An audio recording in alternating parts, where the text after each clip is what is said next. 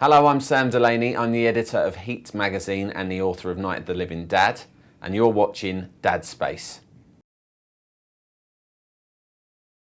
Well, I suppose being a writer kind of takes the edge off some of fatherhood's more trying, stressful, undignified and unpleasant moments, of which there are many, let's be honest.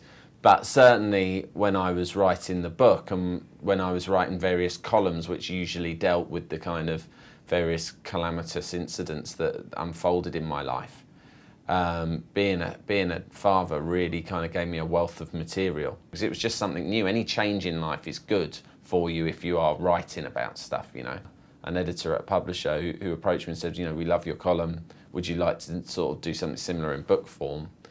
And I said, yeah, that would be great, but I can't write a whole book that's just kind of me harping on about my fairly uneventful and mundane life.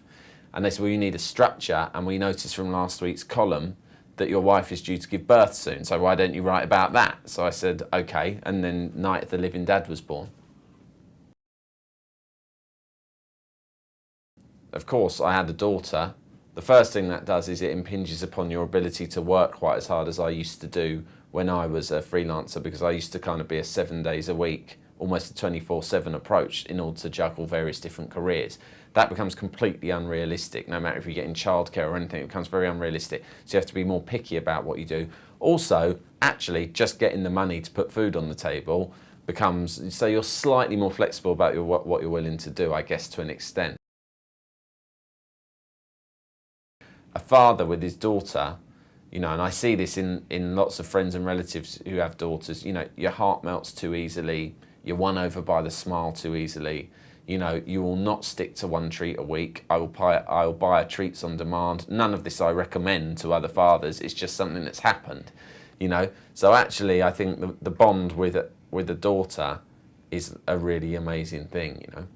I think the father-daughter relationship is particularly strong, actually. They always say, daughters, you know, daddy's little girls, which my daughter has very much become, wrongly or rightly, probably wrongly, you know, and actually the relationship I have with her is quite different from her mum, and I think common with a lot of families these days. It used to be wait till your father comes home. I know in my house and a lot of my friends' houses, it's much more a case of wait till your mother comes home.